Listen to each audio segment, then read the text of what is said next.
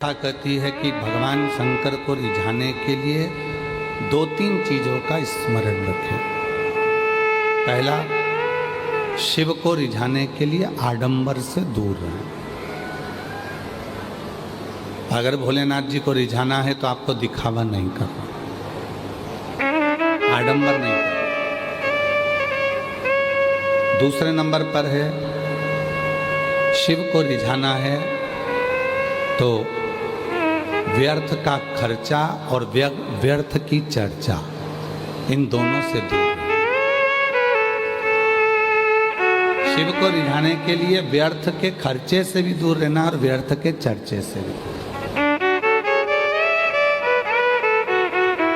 कर्जा लेकर कोई व्रत मत करना, कर्जा लेकर भगवान शंकर की पूजन मत करना, कर्जा लेकर कोई उद्यापन मत करना, कर्जा लेकर कभी जिंदगी में शिव महापुराण की कथा मत कराना।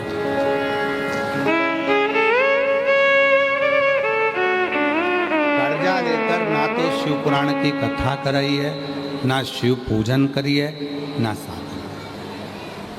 कितना सुंदर कहा है।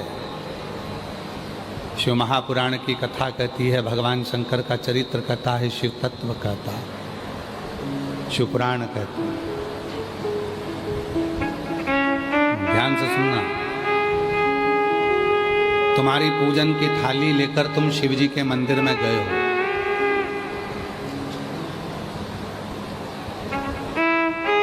देखो अभी जलवृष्टि बंद थी, रात को भी बंद थी, कथा में चालू हो गई। क्यों?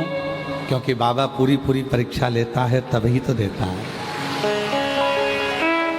तभी तो देगा।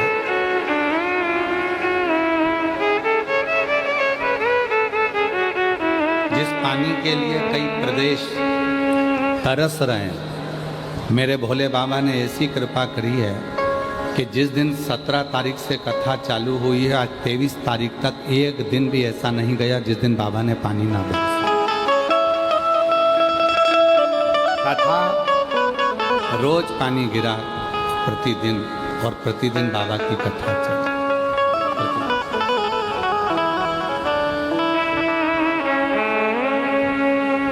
तो भगवान शंकर को रिझाने के लिए दो तीन चीजों का ध्यान रखो। पहले नंबर पर है, शिव जी को दिखावा पसंद नहीं है, आडंबर पसंद है। आप शिव जी को कोई दिखावे से प्राप्त नहीं कर सकते। शंकर भगवान को दिखावा प्रिय नहीं है। और दूसरे नंबर पर है, शिव की पूजन में, शंकर भगवान के व्रत में, शिव की साधना में, शिव के उद्यापन में, या शिव महापुराण के लिए कर्जा लेकर कभी शिव पुराण की कथा मत करवाओ, कभी उद्यापन मत करो, कभी अनुष्ठान मत करो। कर्जा लो।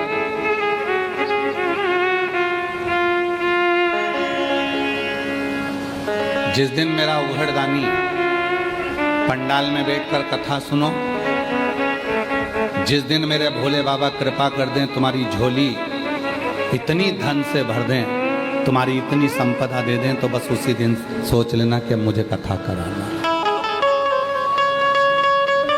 कर्जा लेकर नहीं।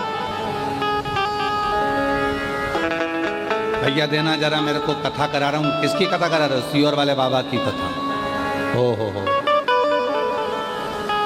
देव जरा भाई, 25 लाख रुपए कर्जे में दे दे, मेरे को कथा कराना है। कौन ने बोला कि कर्जा कर कर कथा करो? और कौन बोलता है कि कर्जा लेकर कथा करो? ना। जिस दिन मेरा डमरू वाला, जिसका नाम कुबेरेश्वर महादेव है, जिस दिन वो तुम्हारी झोली कुबेर के भंडारे से भर दे, उस दिन तुम कथा करो।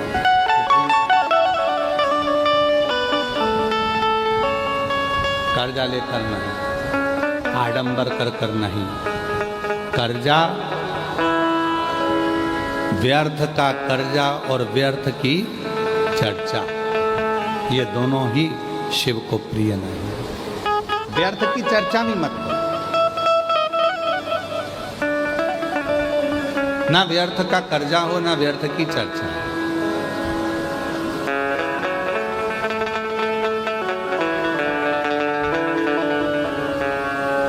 कल दया सिंह जी खड़े हुए थे हमारे अग्रसेन भवन में। हम जब एक व्यक्ति से बात कर रहे थे यजमान वर्ग से, तो दया सिंह जी भी खड़े हुए थे। तो दया जी, हमने उनसे, वो बोले कि हम कथा कराएं, आप सबसे मिलना। हमने कहा ना तो हमें व्यर्थ की चर्चा करना आती है और ना हमें व्यर्थ की बात करना आती है। हम जितनी देर मिलेंगे दया जी, और आप भी जितनी बार कथा लेने आए, हमने एक ही बात कहा, कथा हम भिलाई को दें चाहे कहीं पर भी दें, पर शर्त एक ही है, हम किसी से मिलेंगे नहीं। आप कथा सुनो, भजन करो, कीर्तन करो, मंत्र जाप करो और अपना स्मरण करो।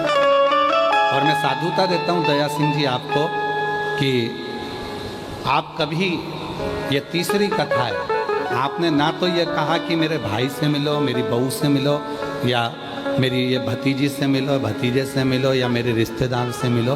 हम आपको इसके लिए धन्यवाद देते हैं कि ये होना चाहिए। साधु सीहोर वाला बाबा,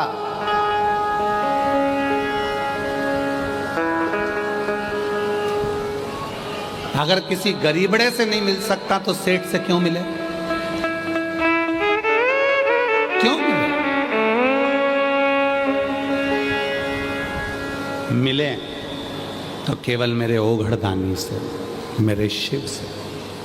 हाँ, हम कथा में आते हैं, उस समय पर अगर कोई मिलने के लिए खड़ा है, बैठा है, तो हम जरूर मिलते हैं। हम कथा से जाते हैं, कोई आकर बैठ गया, खड़ा हो गया, तो हम उसको जरूर हाथ जोड़कर उससे जरूर मिलते हैं।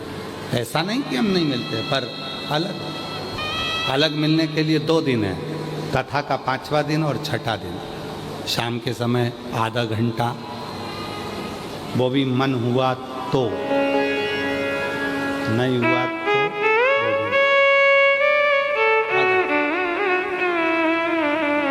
कई लोग कहते हैं गुरुजी हमारे वो महाराज जी आते हैं, ये महाराज जी आते हैं, वो बाबा जी तो ऐसे हैं कि रात को बैठे 8 बजे से तो मिले 11, 12, 1 बजे तक, फिर सुबह से मिल लो, शाम से मिल लो। नहीं, हम आपसे कहते हैं सीहोर वाले से मिलने की ललकता मत रखना, डमरू वाले से मिलने की ललकता रखना। शिव से सीहोर वाला बाबा तो आपके जैसा है। आप भी एक लोटा जल चढ़ाते हो, हम भी चढ़ाते हैं, आप भी भजन करते हो, हम भी भजन करते हैं, आप भी भोजन करते हो, हम भी भोजन करते हैं। और निवेदन है, जिनको भगवान बनने का शौक हो उनको भगवान बनाओ। हमें इंसान है और हमें इंसान रहने दो। हमें इंसान है, हमें भजन करने दो, अपना स्मरण करने दो, भक्ति करो।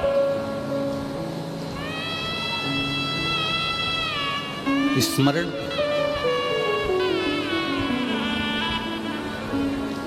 व्यासपीठ से एक बात कही थी,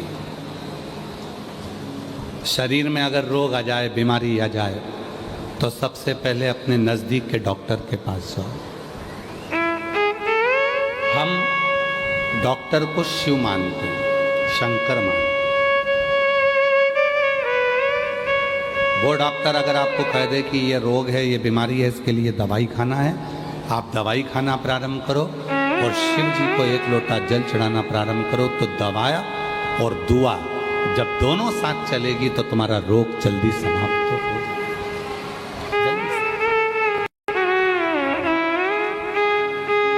शिव को रिझाने के लिए आडंबर ना करें, शिव को रिझाने के लिए दिखावा ना करें, और शिव को रिझाने के लिए ना तो व्यर्थ का खर्च करे और ना व्यर्थ की चर्चा।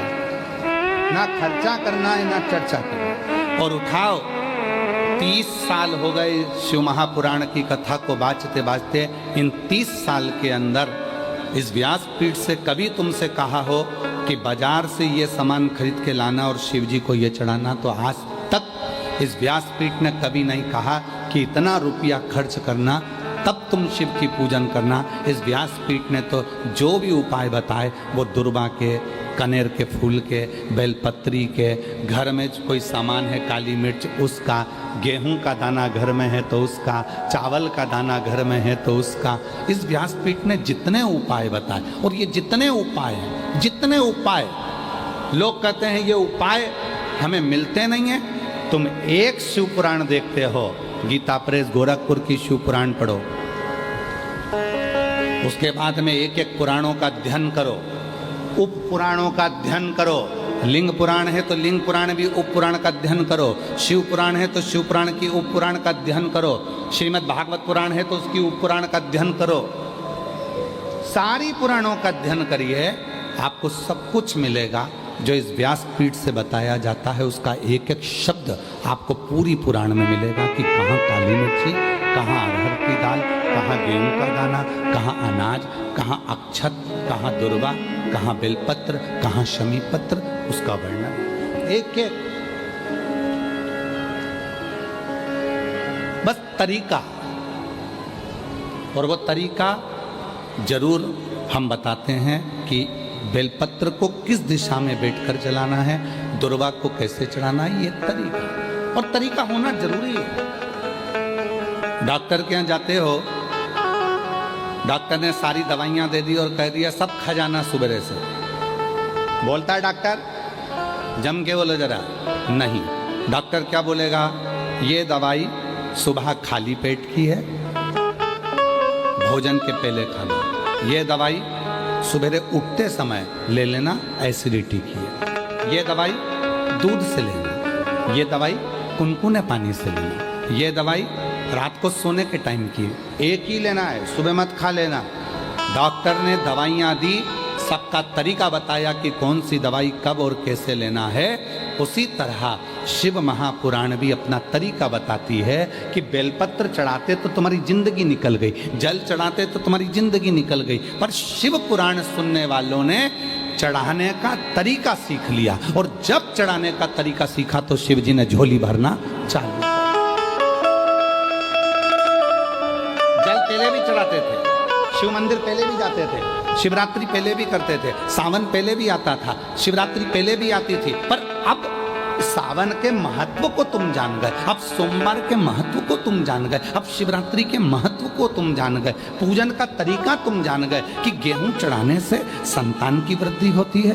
कनेर का पुष्प अगर अशोक सुंदरी वाली जगह पर चढ़ाया जाता है तो बच्चे जिद नहीं करते। वही कनेर का पुष्प जब जलाधारी पर, जो पार्वती जी की जगह पर चढ़ाया जाता है, तो नारी के उदर में अगर कोई तकलीफ हो जाती है, बच्चेदानी में कोई तकलीफ हो जाती है, तो वो समाप्त हो जाती है। वही कनेर का पुष्प जब शिवलिंग पर चढ़ाया जाता है तो रोग से मुक्त होता है। ऐसे कनेर के पुष्प को चढ़ाने का तरीका शिव पुराण ने बता दिया, दुर्वा चढ़ाने का तरीका शिव पुराण ने बता दिया कि गणेश भगवान शंकर का जहाँ से जल बहता है उसका राइट स्थान जो होता है पानी बहने वाली जगह, वहाँ दुर्वा को 7 दुर्वा जब हम शिव को समर्पित करते हैं, शंकर भगवान को समर्पित करते हैं, तो चाहे 32 वर्ष की उम्र हो गई हो, चाहे 42 वर्ष की उम्र हो गई हो, शादी जरूर होती है। तो ये तरीका शिव पुराण ने बताया, जिसको आप लोगों ने स्वीकार किया। पूर्व की सारी कथाओं में केवल तरीके बताए, कैसे चला, कैसे।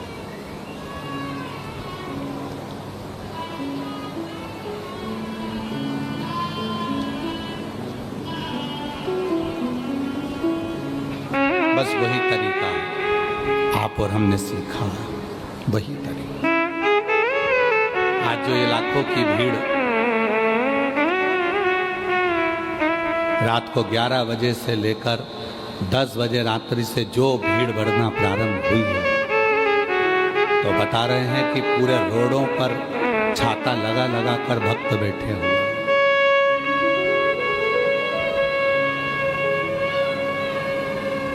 पूरे रोडों पर। और आप में से कई माताएं भाई बहन ऐसे हैं जो भिलाई के होने के बाद भी पहले आकर बैठकर जगह को संभाल रहे हैं। कोई रात को 3 बजे आ गया, कोई 2 बजे आ गया, कोई 11 बजे आ गया, कोई 10 बजे आ गया। रात के 10 बजे से लेकर तुम केवल ये 2.5 घंटे की कथा का इंतजार कर रहे हो। इस व्यासपीठ पर हम केवल 2.5 घंटे के लिए कथा करते हैं। आधा घंटा आशीष करता है, 2.5 घंटे हम। और सियोर वाला बाबा इस कथा को नहीं बोलता। सियोर वाले बाबा की इतनी सामर्थ्यता नहीं है कि प्रदीप मिश्रा इस कथा को वाच ले। ये शिव पुराण वाचने के लिए स्वयं देव अधिदेव महादेव ही व्यासपीठ पर बैठकर कथा का वाचन करते। और कथा करवाने वाला भी कोई दूसरा नहीं होता। अगर बोलबम समिति को दया सिंह जी को भोलेनाथ जी ने आगे रखा है तो बाबा ने स्वयं शिव के रूप में किसी न किसी रूप में आकर दया सिंह जी पर कृपा कर कर कि भाई ये शिव पुराण तुम्हें सावन के महीने में कराना है, बोलबम समिति को कराना है। ये शिव की कृपा से शिव किसी रूप में आकर इनके ऊपर करुणा कर देते हैं और कहते हैं कि ये कथा कराओ। और कथा सुनने वाले आप नहीं हो। जितने शिव भक्त छाता लगाकर बैठे हैं, जितने शिव भक्त रोडों पर बैठे हैं, कीचड़ में बैठे हैं, पेड़ों पर टंगे हुए हैं, वृक्षों के ऊपर बैठे हुए हैं, कोई कहीं कहीं बैठे हुए हैं, पंडाल में बैठे हैं, चैनल के माध्यम से आस्था चैनल पर कथा सुन रहे हैं, फेसबुक यूट्यूब पर कथा सुन रहे हैं, जितने भी कथा सुन रहे हैं, कथा आप नहीं सुन रहे। आपका कोई पुराना रिश्ता मेरे भोलेनाथ जी से है, जो भोले बाबा आपको बुलाकर कथा श्रवण करा रहे हैं।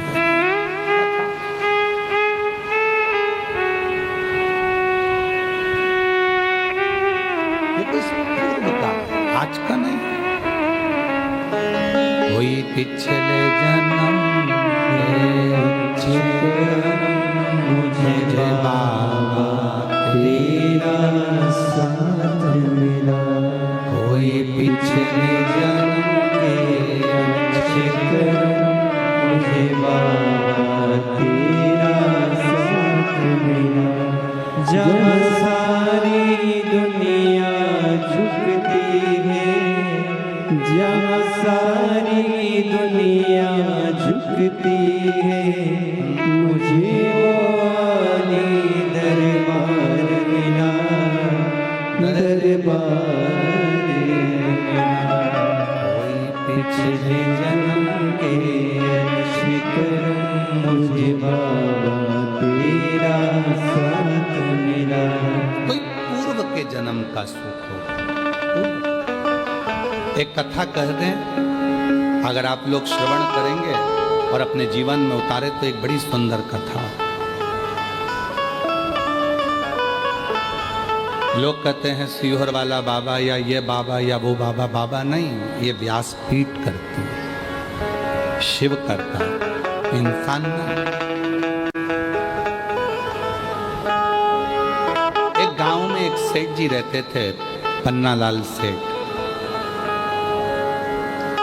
क्या नाम था? जम के बोलो। पन्नालाल सेठ। निकलते थे तो लोग उनको नमस्कार करते थे, प्रणाम करते थे। पन्नालाल सेठ जी प्रणाम, नमस्कार, नमन,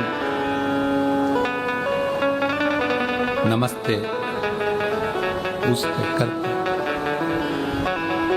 कोई सलाम करता, कोई नमन करता, कोई नमस्कार करता, कोई प्रणाम करता। पन्नालाल सेठ मुंडी हिला देते, नीचे मुख कर कर बोलते मैं बोल दूंगा। फिर कोई मिला तो पन्नालाल सेठ से कहा प्रणाम, नमस्कार, सलाम। पन्नालाल सेठ बोलते धीरे से मैं बोल दूंगा। फिर किसी ने प्रणाम करा तो उन्होंने फिर कहा मैं बोल दूंगा। फिर किसी ने प्रणाम करा तो फिर कह दिया मैं बोल दूंगा, घर जाकर मैं बोल दूंगा। मुनीम एक दिन साथ चल रहा था और मुनीम ने कहा सेठ जी एक बात समझ में नहीं आती, कोई तुमको सलाम करता है, प्रणाम करता है, नमस्कार करता है और तुम सिर झुकाकर मुस्कुराकर धीरे से बोल देते हो मैं घर जाकर बोल दूंगा। तुम घर पर किसको बोलोगे? सेठ जी ने कहा चल मैं बताता हूं मैं किसको बोलूं। सेठ जी पन्नालाल जी गए, तिजोरी खोली और लक्ष्मी जी से कहा आज मैं रास्ते में से जा रहा था तो वो सलाम कह रहा था, वो प्रणाम कह रहा था, वो नमस्कार कह रहा था। मुनीम ने पूछा, तुम घर पर आकर लक्ष्मी जी से पैसे से कहते हो कि वो तुम्हें प्रणाम कर रहा था? हाँ। मुनीम ने पूछा, ये क्यों? पन्नालाल सेठ कहने लगे, जब मैं गरीब था, जब मेरे पास कुछ नहीं था, कोई मुझे सलाम नहीं करता था। ये सब सलाम पैसे को करा जा रहा है, ये सारा प्रणाम कुर्सी को करा जा रहा है, ये सारा प्रणाम धन को करा जा रहा है, ये सारा प्रणाम लक्ष्मी को करा जा रहा है। लक्ष्मी नहीं होगी तो कोई प्रणाम नहीं करता, कोई सलाम नहीं करता, और लक्ष्मी है तो सब प्रणाम करता।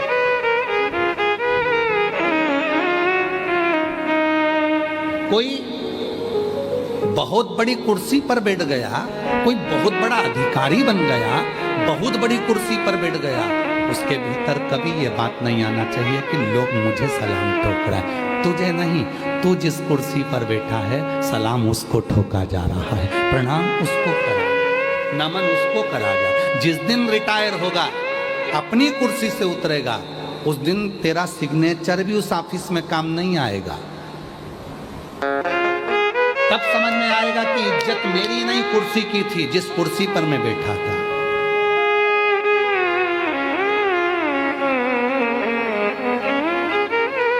कुर्सी की इज्जत नहीं है, इज्जत तुम्हारी नहीं, इज्जत उस कुर्सी की है जिस कुर्सी पर तुम बैठे, जिस कुर्सी पर तुम्हें बिठाया। पन्नालाल सेठ कहते हैं मुनीम से, जब मेरे पास धन नहीं था तो लोग मुझे पन्नू पन्नू कहते थे। है पन्नू इधर आ, है पन्नू उधर आ। और जैसे ही मेरे पास धन बढ़ा तो लोग सलाम भी ठोकते हैं, प्रणाम भी करते हैं, नमस्कार भी करते हैं।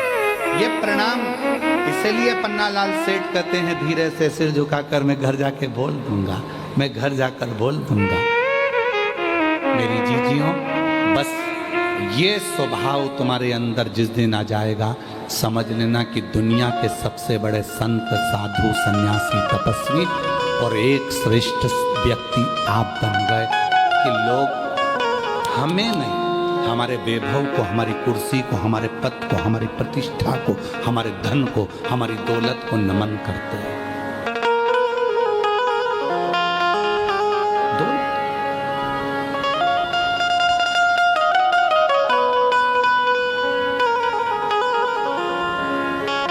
कौन नमन करता? जिस कुर्सी पर तुम बैठे हो, उस कुर्सी की मर्यादा है, उस कुर्सी को लोग सलाम कर रहे हैं, तुम्हारे धन को लोग सलाम कर रहे हैं। तुम्हारे पास धन नहीं रहेगा, कोई सलाम नहीं करेगा, कोई प्रणाम नहीं करेगा, कौन याद करे?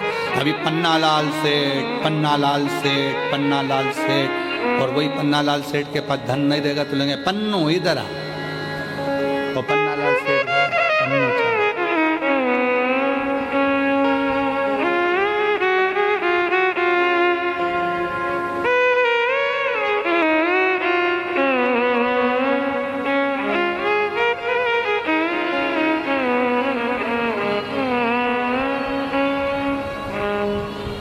कभी कभी इस कथा को कहते कहते हमको एक गाने की एक लाइन याद आ जाती है, मत कर इतना गुरूर, मत कर इतना गुरूर, इस सूरत पर ना जाने ये सूरत कब ढल जाती है।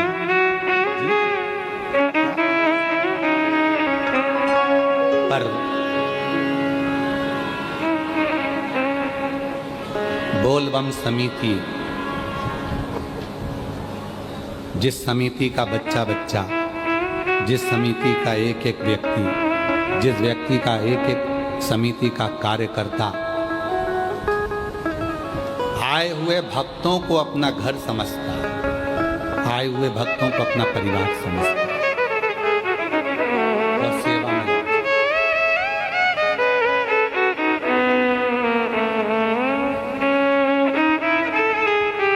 जब कोई हमसे कहता है हम ऐसी कथा कराएंगे, ऐसी कथा कराएंगे कि लोग देखते रह जाएंगे। दया सिंह जी साधु था, आपके मुख से कभी ऐसी बात नहीं निकली, कभी भी जिंदगी। ये तीसरी कथा चल रही, पर आपने कभी नहीं कहा कि हम ऐसी कथा करें, कभी नहीं कहा आपने। हम साधुता देते हैं इस चीज के लिए, और ये होना चाहिए। एक हमारे महाराष्ट्र के भगत हैं वो, एक हमारे हरियाणा वाले बिहान अपने तारा बाबा की कुटिया वाले कांडा जी, वो भी कभी नहीं बोलते। भले ढेरों की संपदा होगी पर उनके मुख से भी हमने कभी नहीं सुना वो गोविंद गोपाल कांडा की गुरुजी हम ऐसी कथा करेंगे ना। वो एक ही बात बोलते हैं, जैसे आप बोलते हो ना गुरुजी जो महादेव चाहेगा ना सावन के महीने में वही होगा, क्योंकि महीना उनका है, कथा कराने वाले वो हैं और वही आयोजन कराएंगे, तो मैं नहीं हूँ। बस उसी तरह से वो हमारे हरियाणा वाले गोविंद जी कांडा, गोपाल जी कांडा, वो भी एक ही बात बोलते हैं, गुरुजी कथा तारा बाबा कराएंगे, कथा तारकेश्वर महादेव कराएंगे, कथा तारा बाबा कराएंगे।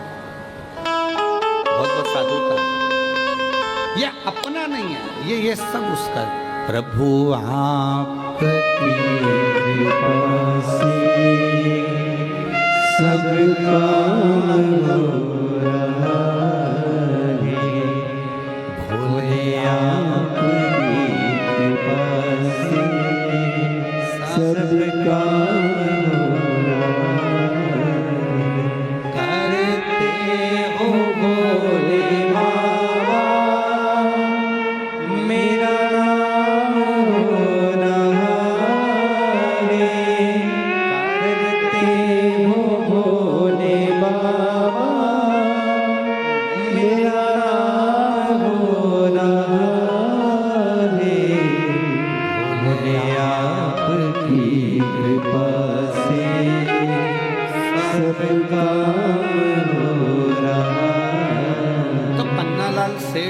घर जाते समय लक्ष्मी से कहते हैं कि लोगों ने तुम्हें सलाम कहा, लोगों ने तुम्हें प्रणाम कहा, लोगों ने तुम्हें नमस्कार कहा। मुनीम कहते आप पैसे को जाकर के, हाँ क्योंकि सम्मान इसका हो रहा है।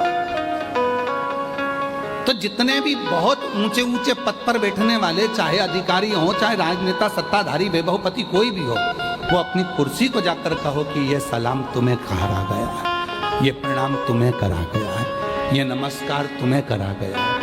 जिस कुर्सी पर मैं बैठा हूँ, जिस पद पर मैं बैठा हूँ, ये प्रणाम उसका है। कोई दूसरा बैठेगा तो उसका प्रणाम होगा, कोई तीसरा बैठेगा उसका प्रणाम होगा, कोई चौथा बैठेगा उसका। और निवेदन है, बस यही बात हमने कथा की अपने अंदर उतार कर रखी है कि कोई हमें अगर नमस्कार भी करता, पहले तो हम उससे पाँव भी नहीं छुआते।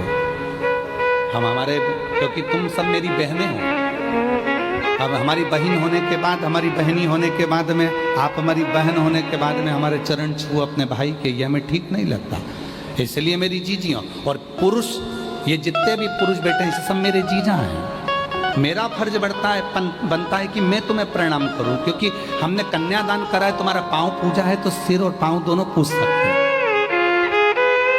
हम तुमको नमस्कार, मेरी बहनें मुझे चरण ना छुए, मेरे जीजा मेरे चरण ना छुए, कोई चरण ना छुए, क्योंकि तुम मेरी बेटियां, मेरी बहनें, मेरी जीजियां, मेरी माँ हो। और हम आपसे चरण छुआएंगे तो हम तो नरक में चले जाएंगे। आप अपने भाई को नरक जाता देखोगे क्या? तो आज से नियम ले लो कि सियोर वाले बाबा के कभी चरण नहीं छुएंगे। दूर से प्रणाम करो, नमस्कार करो, बहन भाई हैं, आपस में आप आए, मिले, श्री शिवाय नमस्तुभ्यम हो, हम आपके हाथ जोड़े, नमन करें, प्रणाम करें, पर चरण नहीं छुए। बहन हो आप,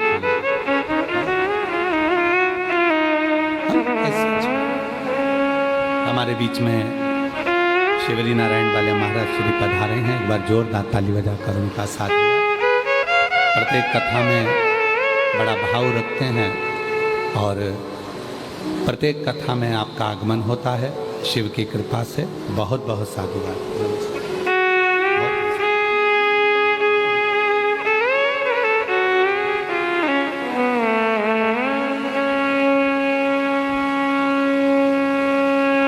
प्रणाम करो मेरे शिव को, प्रणाम करो मेरे भोलेनाथ को, और प्रणाम करो अपने घर के बुजुर्गों को, प्रणाम करो अपने पति को, प्रणाम करो अपने घर के वृद्धों को।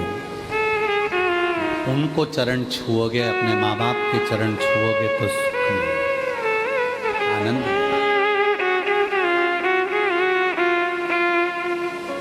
जिस प्रदोष की कावड़ पूरा सीहोर, मध्य प्रदेश सीहोर में लोग जिस कावड़ का दर्शन करने के लिए आते हैं, मात्र कावड़ के वो 2 लोटों का दर्शन करने के लिए, उस छड़ी का दर्शन करने के लिए लोग कावड़ भरने के लिए कुबेरेश्वर धाम पहुंचते हैं। अभी 25 आज 23 से कल का दिन बीच में, परसों लोग कावड़ भरने सुबह 9 बजे माँ सीवन के तट से कुबेरेश्वर धाम तक आएंगे, केवल उस कलश का दर्शन करने के लिए और जल भरने के लिए, क्योंकि प्रदोष की कावड़ सीहोर की जो भराती है उसको कामना कावड़ कहा जाता है। भगवान उसकी कामना को पूर्ण करते हैं। इसलिए प्रदोष का दिन था, कावड़ का जल भरने के लिए मैं दानव आ गया, और मैं दानव ने जैसे ही कुएं के अंदर से जल निकाल रहा था, मैं दानव के मस्तक का पसीना उस मेंढक पर पड़ गया। मेंढक पर पड़ते से ही उस कन्या ने अवतार ले लिया। कन्या ने अवतार लिया, वो रोने लगी, तो मैं दानव के कोई बच्चे नहीं थे, उसने उस कन्या को निकाल लिया, अपनी बेटी के रूप में रखा, और उसका नाम मंदोदरी हो गया, जिसका विवाह लंकापति रावण से हुआ। उसका नाम मंदोदरी हो गया। वो मंदोदरी, मैं दानव की पुत्री उस मंदोदरी, आप देखो पूरे चरित्र को उठाकर देखिएगा, पूरी रामचरितमानस को उठाकर देखिएगा, पूरी रामचरितमानस को उठाकर देखिए। मंदोदरी हमेशा अपने पति को समझाती रही, हमेशा हमेशा अपने पति ज्ञान देती रही, लंकापति रावण को समझाती रही, मंदोदरी उपदेश देती रही, समझाती रही। पूरी रामायण को उठाकर देखिए, रावण को हर पल समझाती थी मंदोदरी, क्योंकि मंदोदरी को मालूम है मैं कौन हूं। कौन? कौन?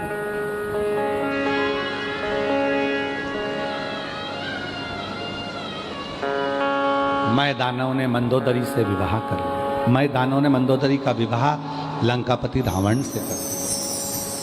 रावण से कहते हैं, जितना रावण शिव की साधना करता था, जितना रावण शंकर की आराधना करता था, जितना रावण शिव की साधना में डूबा रहता था, उससे 4 गुना ज्यादा शिव की साधना में मंदोदरी डूबी रहती थी। क्यों? आप सबको मालूम होगा, स्मरण में होना चाहिए आपके। पूरी लंका तहस नहस हो गई थी, केवल एक मंदोदरी ऐसी थी जिसके शिव भक्ति के कारण वो पूरी की पूरी लंका वापिस वैसी की वैसी हो गई थी।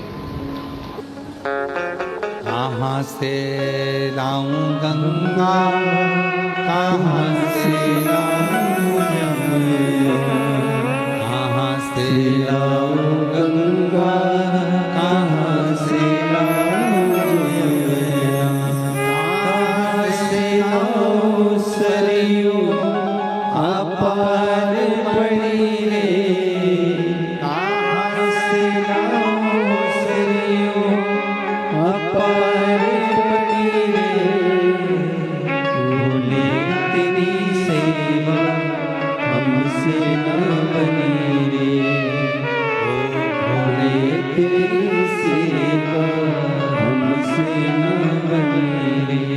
कहाँ से लाऊं लड्डू, कहाँ से लाऊं पेड़ा, कहाँ से लाऊं लड्डू, कहाँ से लाऊं पेड़ा, कहाँ से लाऊं बर्फी वो शक्कर जड़ी रे, कहाँ से लाऊं बर्फी वो शक्कर जड़ी रे, भोले तेरी सेवा हमसे न बनी रे, भोले तेरी सेवा हमसे न बनी रे। कहाँ दे हम शिव, इसीलिए शिव महापुराण की कथा कहती है, आशीर्वाद 2 तरह का होता है। बोलो कितनी तरह का? जम के बोलो जरा। 2 तरह। आप लोगों ने आशीर्वाद लिया किसी का? अरे बोलो तो जम के। आशीर्वाद दो तरह का होता है। कौन कौन सा होता है? अब लोग कहेंगे गुरुजी आशीर्वाद भी तो होता है। बिल्कुल होता है। जितने आस्था चैनल पर सुन रहे हो, जितने फेसबुक यूट्यूब पर सुन रहे हो, जितने सोशल मीडिया पर सुन रहे हो, जितने ये पवित्र शिव महापुराण के प्रांगण में जयंती स्टेडियम भिलाई में बैठकर कथा सुन रहे हो, जानते हो आशीर्वाद दो तरह का होता है। एक आशीर्वाद चरण छूकर लिया जाता है।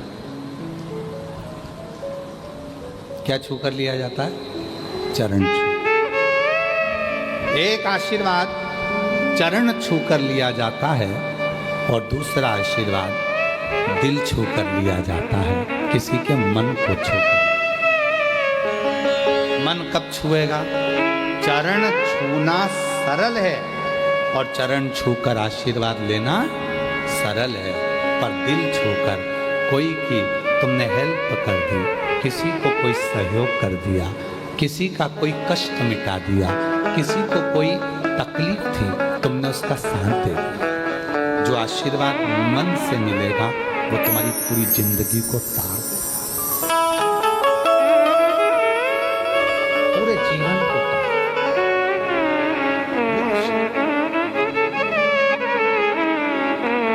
छुओ। कभी अपने हृदय को छुओ। माता पिता के चरण छूने से ज्यादा जरूरी है माता पिता के हृदय को छूना, उनके दिल की बात को जानना।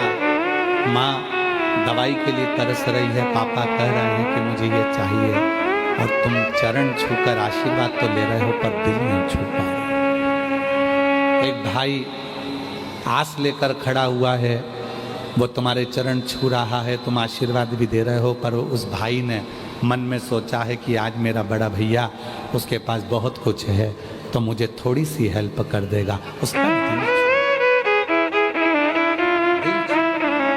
हमने परसों की कथा में कहा था, अगर घर में बेटी नहीं है और कन्यादान करना चाहते हो तो अपने आसपास में कोई बेटी हो तो उसको शिक्षा अध्ययन कराओ, उसको पढ़ाओ, कन्यादान का फल मिले।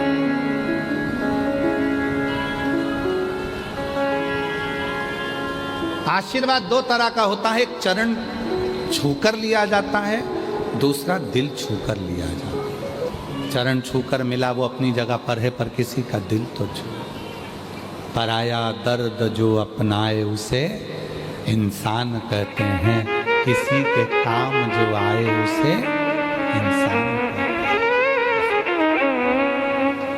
ये भारत की संस्कृति का, स्वयं खा लेना सुकृति है, छुड़ा कर खा लेना विकृति है, और बांट कर खाना ये मेरे भारत देश की संस्कृति है। ये मेरे भारत देश की संस्कृति है। जो मिला वो दिया, जो मिला। आप सब कौशल प्रदेश के हो, माँ कौशल्या जी की भूमि से हो, माँ कौशल्या जी के जन्मस्थली से हो। आप सब जानते होंगे कि जब माँ जानकी जी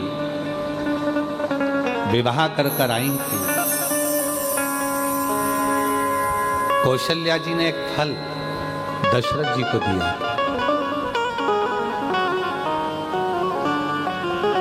दशरथ जी ने वो फल सीता जी को दिया था। अब तुम्हारी गोद में अगर कोई फल दे देना तो तुम ये सोचो ये तो मेरे लिए दिया, मैं ही पूरा खाऊंगी, पूरा मेरा, ये सब मेरा। कौशल नरेश की पवित्र कौशलपुर कौशल्या जी के गांव से, नगर से आप लोग,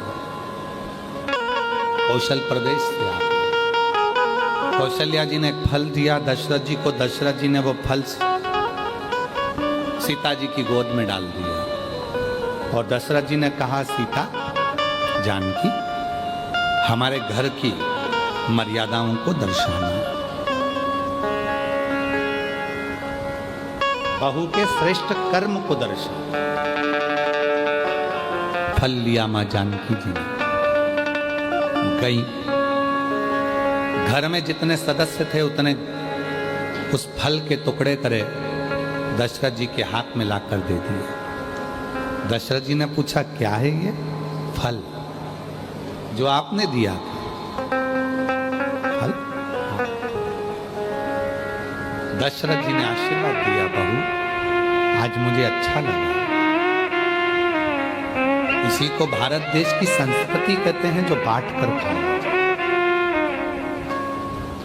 जो फल तुमको दिया था वो फल तुमने बांट कर सबको देने का प्रयास करा, ये श्रेष्ठ है।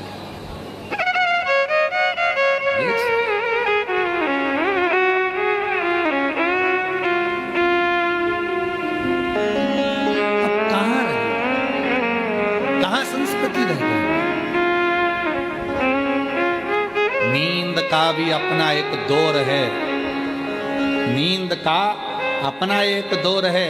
नींद को समझने वाले समझ सकते हैं कि माता पिता जागें उससे पहले बेटों को जागना चाहिए, माँ बाप जागे उससे पहले बेटे को जागना चाहिए, माँ जागे उससे पहले बेटी को जागना चाहिए,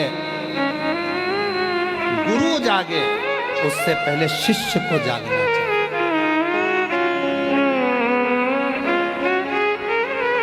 हमारे कई सारे शिष्य ऐसे भी हैं, गुरुजी तो सवेरे उठ जाते हैं, शिष्य आराम से उठते हैं। क्या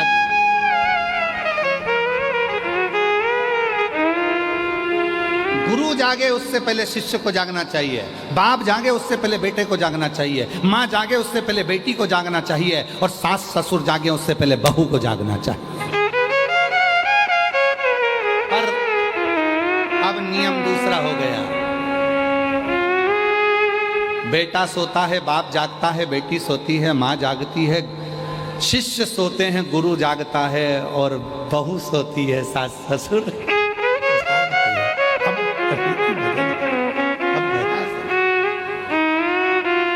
पर निवेदन है, ठीक है आप कब जाग रहे हो उससे मतलब नहीं, पर अपने भीतर से रोज जागो, अपने काम, आसक्ति, तृष्णा, लोभ, वासना, इनसे थोड़ा जागो, थोड़ा। और नहीं चाहिए दिल दुखाना किसी का, नहीं चाहिए दिल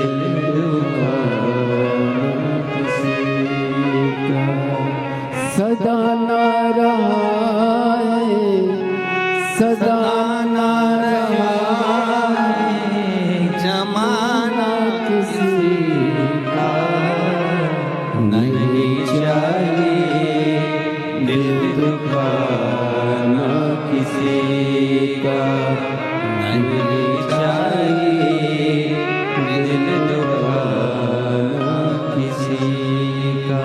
सदा ना रहा है, सदा ना रहेगा जमाना किसी का, नहीं चाहिए दिल दुखाना किसी का, नहीं चाहिए दिल दुखाना किसी। अच्छी कुर्सी मिले उसका सदुपयोग करो, अच्छा पद मिले उसका सदुपयोग करो, अच्छी प्रतिष्ठा मिले उसका सदुपयोग करो, अच्छा वैभव मिले उसका सदुपयोग करो, अच्छा धन मिले उसका सदुपयोग करो। एक दिन कुर्सी, पद, प्रतिष्ठा, यश, धन, वैभव एक दिन ऐसा आता है कि फिर उससे उतरना जाना पड़ता है, फिर उस क्रम में आना पड़ता है। उसका प्रयोग कर लो, सही प्रयोग, सही समय। अभी अपने सिग्नेचर से काम हो रहा है तो सिग्नेचर का सदुपयोग करो, किसी गरीबड़े का, किसी अनाथ का, किसी को शिक्षा की, किसी को चिकित्सा की जरूरत है, किसी को आपके एक सिग्नेचर की जरूरत है जिससे उसकी जिंदगी बच सकती है। प्रयोग करो। एक समय ऐसा आएगा वो सिग्नेचर तुम्हारे ऑफिस में तुम्हारा ही नहीं चल पाएगा। सदुपयोग करो उसका। एक समय ऐसा आएगा कि तुम्हारे घर में तुम्हारा ही पैसा तुम खुद खर्च नहीं कर पाओगे। हॉस्पिटल में पड़े होगे और दूसरे निर्णय ले रहे होंगे इनको वेंटिलेटर पे कितने दिन रखना है, रखें कि नहीं रखें। ज्यादा वेंटिलेटर पर रखेंगे तो ज्यादा हॉस्पिटल का खर्चा बढ़ जाएगा। जिसने कमाया उसी का पैसा उसमें नहीं लगा पाओगे, वो खुद नहीं लगा पाएगा। इसलिए अपने धन का भी सदुपयोग खुद करो और तुम्हारे शरीर का भी सदुपयोग खुद करो। रोज प्रतिदिन अपने शरीर का भी सदुपयोग करो। योगा करो, प्राणायाम करो प्रतिदिन। ये शरीर बड़ी मुश्किल से मिला है, ये ऐसे ही नहीं कमाना। और उसके साथ में थोड़ा बन सकता है तो परमार्थ का काम करो। अपने को भगवान ने अच्छी शिक्षा दी है। 4-5 बच्चों को इकट्ठा करो अपने मोहल्ले के, उन बच्चों को शिक्षा अध्ययन कराओ, पढ़ाना सिखाओ। किसी को चिकित्सा की जरूरत है, कोई ले जाने वाला हॉस्पिटल नहीं है, हाथ पकड़कर उसको हॉस्पिटल लेकर जाओ। और फिर निवेदन करेंगे, तुम्हारा बुखार आएगा तो कोई भी हाथ पकड़ लेगा, चक्कर आएगा तो कोई भी हाथ पकड़ लेगा, पर जब समय का बुरा चक्कर आता है तो कोई हाथ पकड़ने वाला नहीं मिलता है। इसलिए उसका सदुपयोग करो, समय का सदुपयोग करो, शरीर का सदुपयोग करो, वैभव का सदुपयोग करो, धन का सदुपयोग करो। पर कई लोग तो ऐसे हैं कि अपने भूमि का भी सदुपयोग नहीं कर पाते। कई लोग कथा सुनने वाले अगर किसी की दुकान के सामने जाकर बैठ जाएं, किसी के होटले पर जाकर बैठ जाएं, कोई कथा सुनने वाला किसी के होटले पर जाकर बैठ जाए तो लोग नाराज हो जाते हैं, मेरे होटले पर बैठा है। दूसरे दिन वो लाएगा पानी डाल देगा, यहाँ कोई बैठेगा ही नहीं। होटले पर नहीं बैठने देते तो विचार करिएगा, जो होटले पर बैठने नहीं दिए हैं वही एक दिन मर के भूत प्रेत बन जाते हैं और उनका फिर होटला बन जाता है। महाराज जी कह देते इनका होटला बना तो बड़े प्रेत है, जीवात्माएं घूम रही है, क्योंकि किसी को बैठने नहीं दी, कभी किसी को पानी नहीं दिया, कभी किसी को भोजन नहीं दिया, उसका होटला बन गया। तुम जाना रोड के किनारे पे बहुत सारे होटले बने दिखेंगे जिसपे होटलों पर लोग धूप बत्ती लगा रहे होंगे। होटले में इन्होंने कभी जिंदगी में किसी को बैठने नहीं दिया तो इनका होटला बन गया।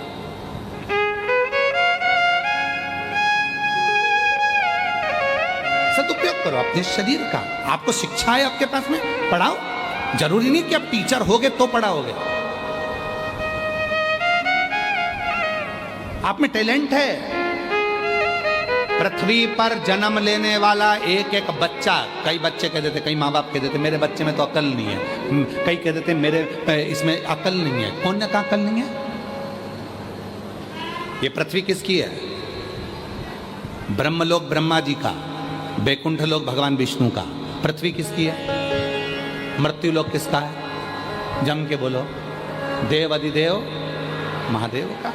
ब्रह्मलोक ब्रह्मा जी का, बैकुंठ लोक भगवान विष्णु का, मृत्यु लोक मेरे शंकर भगवान का है। और ये मृत्यु लोक भगवान शिव का घर है। अब हम आपसे पूछते हैं, उत्तर दीजिएगा। आप में से कितने लोग हैं जो पूरे घर का कचरा अपने कमरे में रखते हैं? उत्तर दो। है कोई? पूरे घर का कचरा जो अपने कमरे में रखता है, पूरे घर का टाला कबाड़ा जो अपने घर में कमरे में रखता है। कमरे में तुम अच्छी क्वालिटी चीज रखते हो, अच्छी सीनरी, अच्छा गुलदस्ता, अच्छा बेडरूम, अच्छी बेडशीट, अच्छा सामान, अच्छा पंखा, सब तुम अपने कमरे में रखते हो। तो ये पूरा जो कमरा है, ये पूरी पृथ्वी है, ये मेरे भोलेनाथ का घर है। जब शंकर जी का घर है तो शंकर जी कचरे को अपने यहाँ रखेंगे क्या? पृथ्वी पर जो भी जन्म लेता है सब टैलेंटवान होते हैं, क्योंकि शिव के घर में रहता है। बस अपने भीतर के उस टैलेंट को निखारो। जो लड़का कहता है, लड़कियां कहती है हम कभी नीट क्लियर कर सकते हैं, हम सीए बन सकते, क्यों नहीं? किसने कहा नहीं बन सकते? हमसे लोग कहते हैं कि तुम्हारे में तुम्हारी बुद्धि नहीं है। अरे बहुत है, जितनी है उतनी कम नहीं है। पढ़ो, रात दिन एक करो, खूब पढ़ाई करो, खूब पढ़ाई करो, कौन मना कर? मिलेगा। और नहीं चाहिए किसी का सदा ना सदा रहा